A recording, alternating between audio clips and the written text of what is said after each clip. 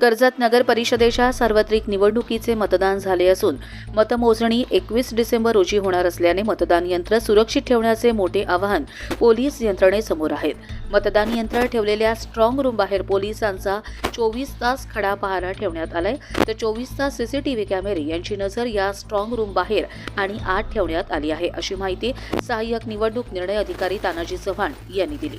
कर्जत नगर परिषदेच्या सार्वत्रिक निवडणुकीत 72.35% मतदान झाले असून 21,680 मतदारांनी मतदानाचा अधिकार बजावला आहे. या मतदारांकडून नोंद करण्यात आलेली मते यांची मोजणी 3 डिसेंबर रोजी होणार होती, मात्र न्यायालयाच्या निर्णयानंतर ही मतमोजणी 21 डिसेंबर रोजी होणार आहे. कर्जत नगर परिषद निवडणुकीसाठी झालेले मतदान यांची मतदान यंत्र ठेवण्यासाठी नगर परिषद कार्यालयात स्ट्रॉंग रूम बनवण्यात आली आहे. त्या स्ट्रॉंग रूम बाहेर असलेला बंदोबस्त आणि 21 डिसेंबर रोजी होणारी मतमोजणी याबाबत सहाय्यक निवडणूक निर्णय अधिकारी पालिका मुख्याधिकारी तानाजी चव्हाण यांनी माध्यमांना ती माहिती दिली.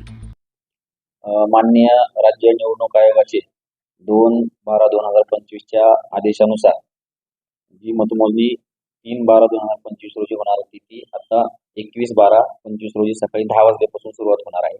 आपल्याकडे एकूण 10 प्रभाग आहेत आणि 10 प्रभागात मिळून एकूण 33 मतदान केंद्र आहेत. तर एकूण आपली मतमोजणी हे 5 फेऱ्यामध्ये पूर्ण होईल. त्यापैकी प्रभाग क्रमांक 1 ते 7 आणि प्रभाग क्रमांक 9 साठी 3 फेऱ्या असतील. प्रभाग क्रमांक 8 मध्ये 4 मतदान केंद्र असल्यामुळे त्या ठिकाणी 4 फेऱ्या होतील आणि प्रभाग क्रमांक 10 मध्ये 5 मतदान केंद्र असल्यामुळे त्या ठिकाणी 5 फेऱ्या. सर, प्रतिनिधी कशा प्रकारची व्यवस्था करण्यात आली आहे? किती प्रतिनिधी आहेत?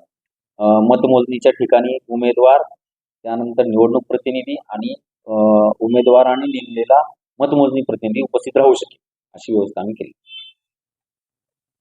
मतमोजणी केंद्रापासून 100 मीटर अंतरापर्यंत आपण त्यांना थांबवणार.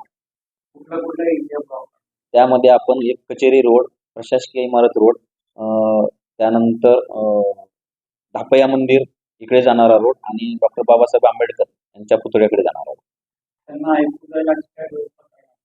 त्यांना बाहेर जे नागरिक किंवा जे कोणी कार्यकर्ते उपस्थित असतील त्यांना निकाल ऐकू जावा यासाठी आपण स्वतंत्र स्पीकरची व्यवस्था केलेली आहे.